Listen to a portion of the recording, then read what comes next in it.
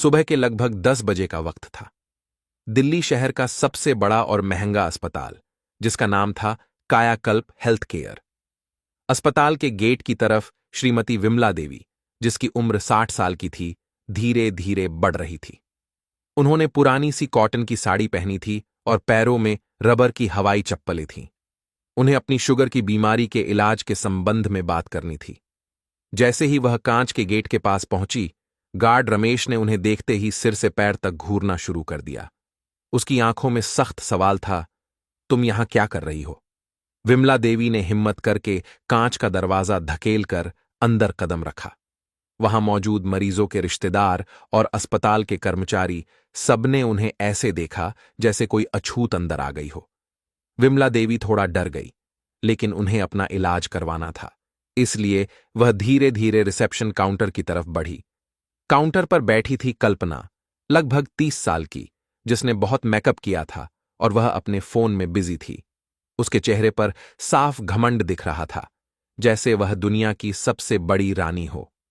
विमला देवी ने बहुत ही नरमी से कहा, बेटी मुझे यहां डॉक्टर साहब से मिलना है, अपनी बीमारी की फाइल दिखानी है। कल्पना ने फोन से आंख हटाए बिना तिरछी नजर से विमला देवी को देखा। उसने सोचा, जरूर कोई मामूली चीज होगी, मुफ्त इलाज वाला चक्कर होगा। उसने रूखेपन से कहा, हां तो मिलो, मैं क्या करूं? जाओ, उस कोने में बैठो, बाहरी मरीज वाले एरिया में। विमला देवी ने हिम्मत करके कहा, बेटी मेरा थोड़ा जरूरी इलाज होना है। मैंने सुना है कि यहां के डॉक्टर विक्रम सिंह बहुत अच्छे हैं, मुझे उनसे ही मिलना था। यह सुनते ही कल्पना को जोरदार हंसी आ गई। उसकी हंसी इतनी तेज थी कि आसपास के लोग भी उन्हें देखने लगे। क्या कहा जरूरी इलाज? अरे अम्मा, सुबह सुबह मजाक करने आ गई क्या? डॉक्टर विक्रम सिंह यहां के हेड डॉक्टर और ओनर है। वह सिर्फ वीआईपी मरीजों को देखते हैं।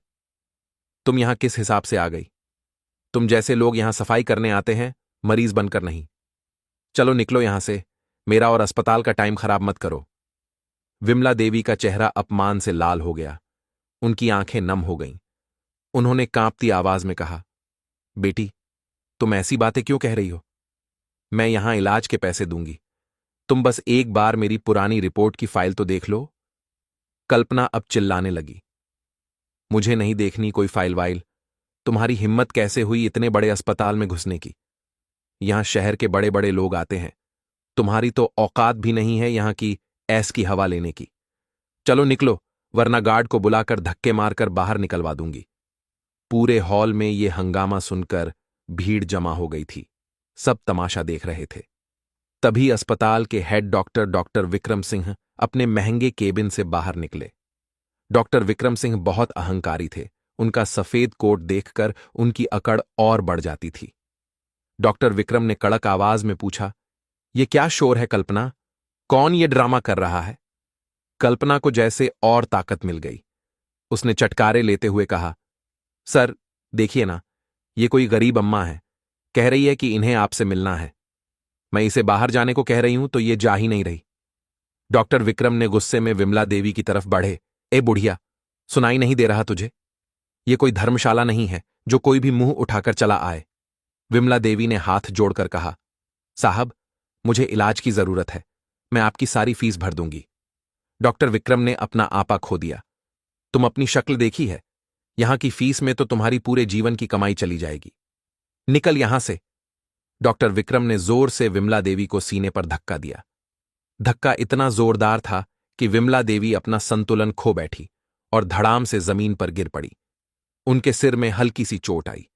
डॉक्टर विक्रम ने गार्ड रमेश को चिल्लाया, देख क्या रहे हो? उठाओ इसे और बाहर फेंको, पता नहीं कहां कहां से आ जाते हैं। गार्ड रमेश ने तुरंत विमला देवी की बांह पकड़ी और उन्हें घसीटते हुए दरवाजे से बाहर कर दिया। अस्पताल के बाहर विमला देवी जमीन पर बैठी थी। उनकी आंखों में अपमान और बेबसी के आंसू थे। वह रोते रोते उठी और बोझल कदमों से घर की तरफ चलने लगी। घर पहुंचकर विमला देवी सीधे जमीन पर बैठ गई और फूट फूट कर रोने लगी। कुछ देर बाद उनका मन थोड़ा हल्का हुआ, पर अपमान की आग अंदर ही अंदर जल रही थी। उन्होंने कांपते हाथों से अपना फोन उठाया और अपनी बेटी आरती को फोन लगाया। आरती उनका सब कुछ थी, जो मुंबई शहर में एक बड़ी कंपनी में सीईओ थी।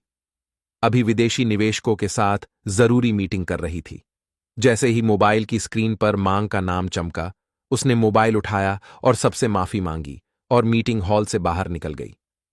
आरती ने तुरंत फोन उठाया। हाँ मां, सब ठीक है। आज फोन क्यों नहीं किया?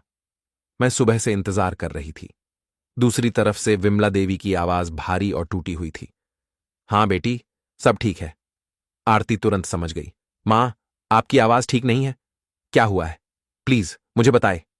विमला देवी खुद को रोक नहीं पाई और रोते रोते अस्पताल में हुई पूरी घटना बता दी। जैसे जैसे आरती सुनती गई, उसका चेहरा गुस्से से लाल होता गया। मां, आप बस शांत हो जाइए। प्लीज, आप रोइए मत। मैं फ्लाइट से वापस आ रही हूं। आप बस दरवाजा बंद करके आराम कीजिए। अब जो भी करना है, मैं करूंगी। आरती की आवाज में एक अटल निश्चय था। कोई काम, कोई डील मेरी मां के सम्मान से बढ़कर नहीं है। वह फोन रखकर मीटिंग हॉल का दरवाजा खोला, अंदर गई। उसने सबसे सॉरी बोली और मीटिंग डेट को आगे बढ़ाया और तुरंत हॉल छोड़कर बाहर आ गई। उसने अपनी असिस्टेंट को तुरंत फ्लाइट का टिकट बुक करने के लिए कहा और कार से एयरपोर्ट के लिए निकल गई। उसने मन ही मन ठान लिया था कि वह उन घमंडी लोगों को सिर्फ सजा नहीं देगी, बल्कि उन्हें इंसानियत का एक ऐसा सबक सिखाएगी जो वो कभी नहीं भूलेंगे। देर रात जब आरती घर पहुंची तो उसकी मां विमला देवी सोफे पर ही उदास बैठी थी। आरती ने उन्हें प्यार से गले लगाया। बस मां, अब और नहीं। आप आराम कीजिए। कल हम एक साथ उसी अस्पताल में जाएंगे। विमला देवी ने कहा, नहीं बेटा, अब हमें वहां जाने की क्या जरूरत है। मैं उस अस्पताल की सीढ़ियां भी नहीं चढ़ूंगी। आरती ने अपनी मां के हाथ कसकर पकड़ी। जाना होगा मां। यह सिर्फ आपके अपमान की बात नहीं है। यह उन जैसे डॉक्टरों के घमंड को तोड़ने की बात है। और हम वैसे ही जाएंगे जैसे आप आज गई थीं, बिल्कुल साधारण कपड़ों में। अगली सुबह आरती ने अपने महंगे कपड़े और फोन छोड़ दिए। उसने भी एक साधारण सा कॉटन का सूट और चप्पलें पहनी। मां और बेटी दोनों ने एक ऑटो लिया और कायाकल्प हेल्थ की तरफ चल दिए। आरती और विमला देवी अंदर घुसे। अस्पताल में आज भी वही माहौल था। सबने फिर से उन्हें घूरना शुरू कर दिया। आरती ने अपनी मां का हाथ कसकर पकड़ा, जैसे उन्हें हिम्मत दे रही हो। वह सीधे कल्पना के काउंटर पर गए। आरती ने विनम्रता से कहा, मैडम, हमें डॉक्टर विक्रम सिंह से मिलना है। कल्पना ने नफरत भरी नजरों से देखा। ओह, तो तुम फिर आ गई। आज अपनी बेटी को भी ले आई हो शिकायत करने। जाओ, यहां डॉक्टर साहब के पास तुम जैसे लोगों के लिए वक्त नहीं है। आरती मुस्कुराई। मैडम, हम शिकायत नहीं, बल्कि जरूरी बात करने आए हैं। हम इंतजार कर लेते हैं। मां बेटी कोने में जाकर बैठ गई।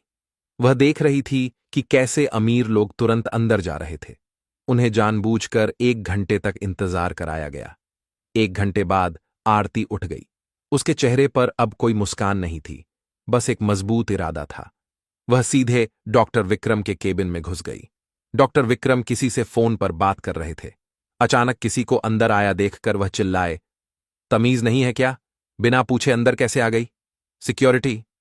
आरती ने शांत लेकिन गहरी आवाज में कहा, सिक्योरिटी को बुलाने की जरूरत नहीं है डॉक्टर विक्रम, वह आपकी मदद नहीं कर पाएंगे। आरती ने टेबल पर बीमारी फाइल रखी। यह मेरी मां की फाइल है। कल आपने इन्हें भिखारी कहकर धक्का दिया था। डॉक्टर विक्रम ने फाइल को देखा और गुस्से में फेंक दिया। तुम दोनों तुरंत यहां से निकलो। औकात देखकर इलाज करने आया करो। आरती अब मुस्कुराई। उसने अपनी जेब से अपना फोन निकाला और एक नंबर डायल किया। हां, अविनाश, तुम सब अंदर आ जाओ। और हां, डॉक्टर विक्रम का इस्तीफा लाइव होना चाहिए।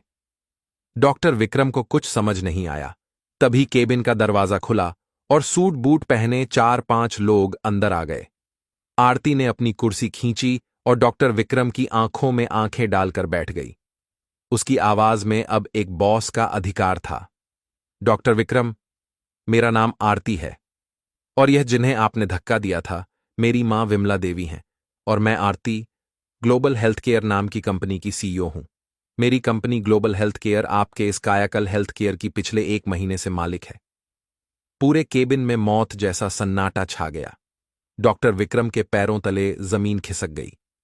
कल्पना बाहर काउंटर से ही यह सुनकर हिल गई। आरती ने अपने साथ आए आदमी को इशारा किया। उसने एक लैपटॉप खोला और उस पर कल की सीसीटीवी फुटेज प्ले कर दी।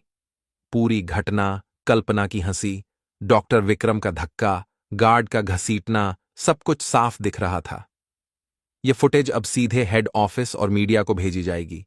ये मेरी पहली बोर्ड मीटिंग है, डॉक्टर विक्रम, और इस मीटिंग का फैसला ये है, आपकी नौकरी आज ही खत्म, और आप, कल्पना और वह गार्ड रमेश, तीनों को तुरंत निकाला जाता है। डॉक्टर विक्रम रोते हुए विमला देवी के पैरों में गिर पड़े। मैडम, मैडम, प्लीज मुझे माफ कर दीजिए। आरती ने उन्हें रोका। माफी? तुमने मेरी मां को अपमानित किया, और तुम जैसे डॉक्टर जो सिर्फ पैसे देखते हैं मरीज नहीं, इस लायक नहीं है कि सफेद कोट पहने। पूरे स्टाफ की तरफ मुड़ी। आज जो हुआ वह सबक है। इंसान की कीमत उसके कपड़ों से नहीं, इंसानियत से होती है। अगर आज के बाद मुझे किसी मरीज के साथ बदसलूकी की शिकायत मिली तो सिर्फ नौकरी नहीं जाएगी, सीधा जेल जाओगे। अंत में आरती अपनी मां के पास गई। विमला देवी की आंखें गर्व से भरी थीं।